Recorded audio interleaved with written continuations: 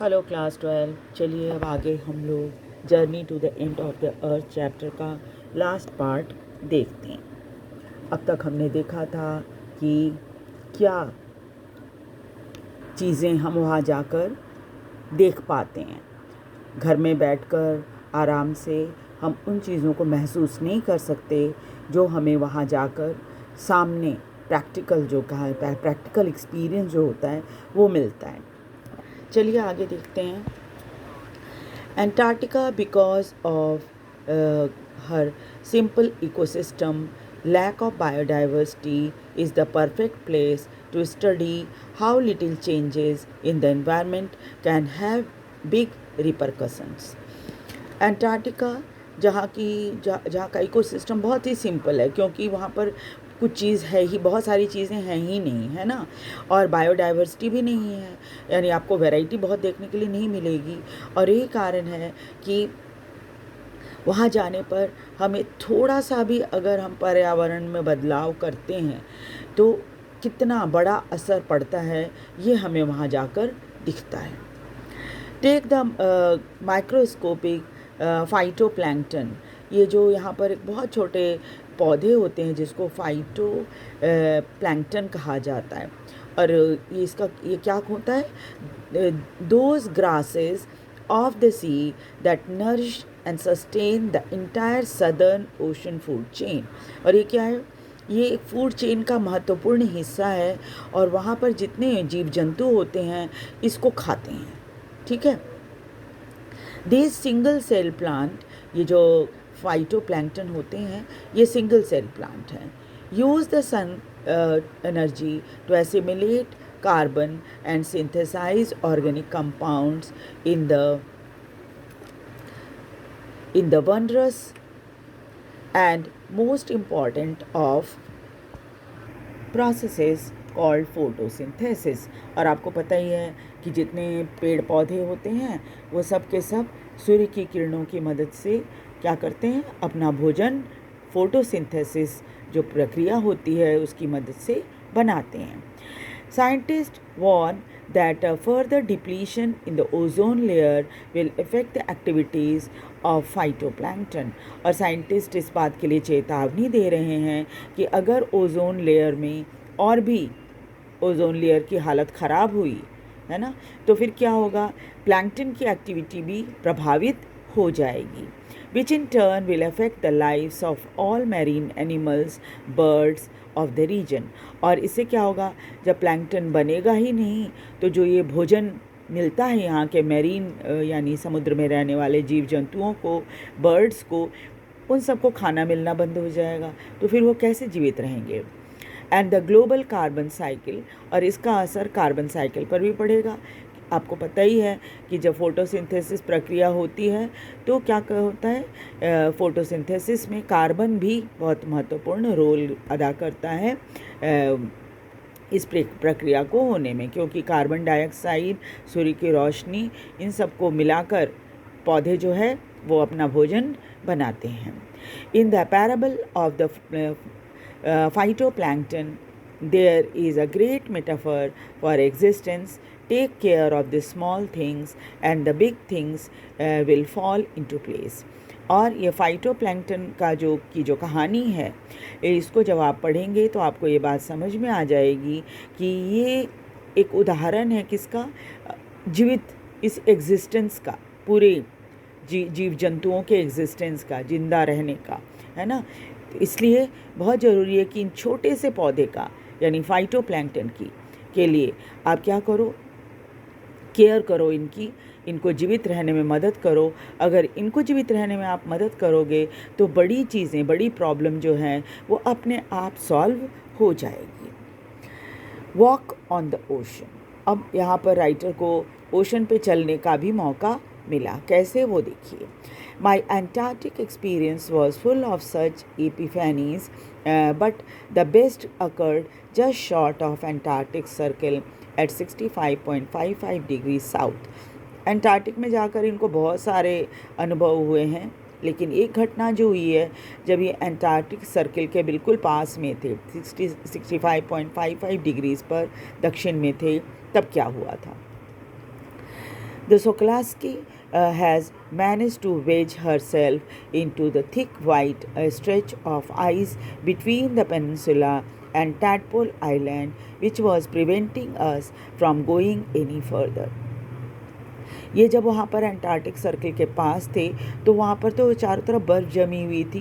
किसी तरह से इनका जो जहाज़ है वो पेनिनसुला से होते हुए टैडपोल आइलैंड के बीच के रास्ते को में जब पहुँचा तो यहाँ पर आगे जाना इनके लिए थोड़ा मुश्किल हो गया था।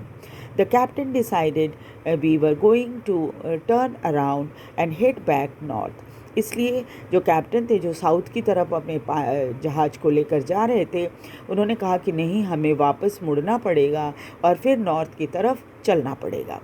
But before we did we were all instructed to climb down the gangplank and walk on the ocean. और तब लेकिन क्या था कि इसके लिए जहाज़ को खाली करना ज़रूरी था, क्योंकि जहाज़ को वापस मोड़ना था, है ना। इसकी वजह से क्या था, उन्होंने ये इंस्ट्रक्शन लोगों को दिया कि भाई आप लोग सब जहाज़ से नीचे उतर जाओ ताकि हम जहाज़ को घुमा सकें और आप इस ओशन पे चलो, पैदल चलो। सो there were all 52 of us knitted out in the Gore-Tex and glares, walked on that stark whiteness that seemed to spread out forever.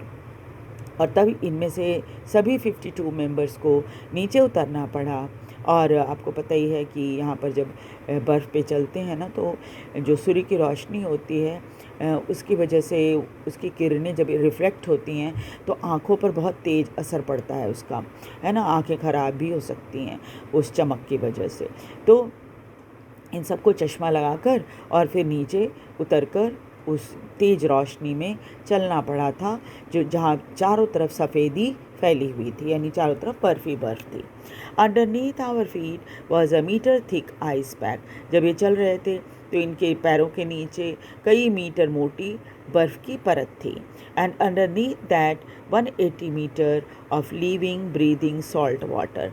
और उसके ठीक नीचे करीब 180 मीटर नीचे जो था वो क्या था, वहाँ पर वो नमकीन पानी या समुद्र का पानी था जिसमें ना जाने कितने जीव जंतु होंगे।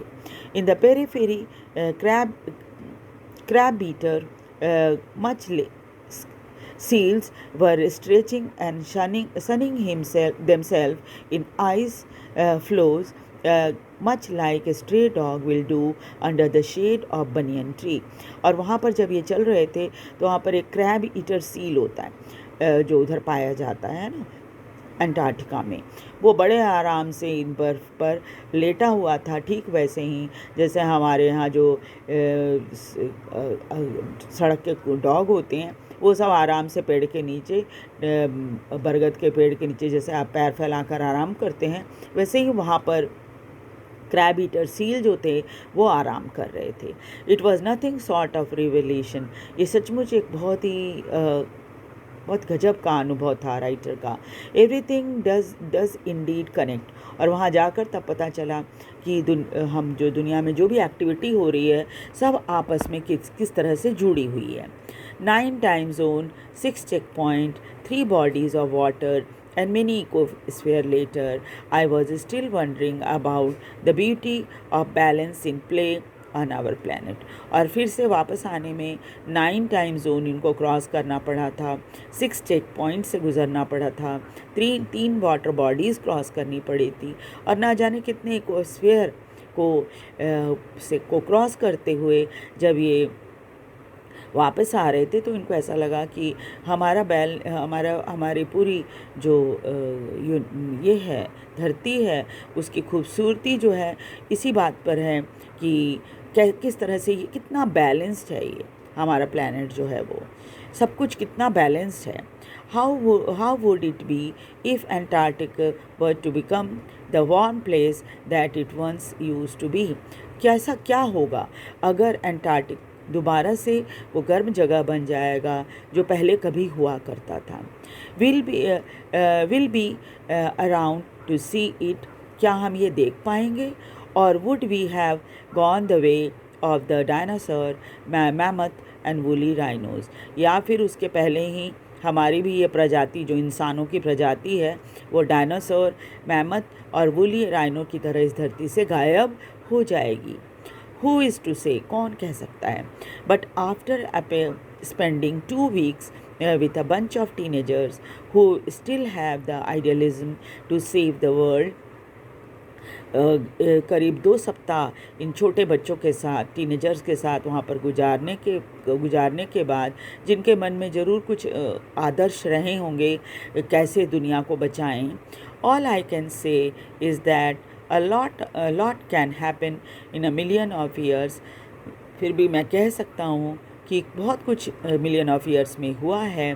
But what a difference a day make, लेकिन मिलियन ईयर्स में न जाने क्या क्या हुआ, लेकिन मेरे एक दिन ने कितना फ़र्क मुझ में ला दिया है, यानी मेरी सोच बदल दी है पूरी धरती के बारे में। ठीक है, तो दिस द चैप्टर। और जहाँ तक मैं समझती हूँ आपको ये चैप्टर ज़रूर बहुत ही इंटरेस्टिंग लगा होगा और समझ में भी आ गया होगा। तो आप वीडियो को ध्यान से देखिए, सुनिए और वीडियो को लाइक और सब्सक्राइब भी ज़रूर कर दीजिए। Thank you very much.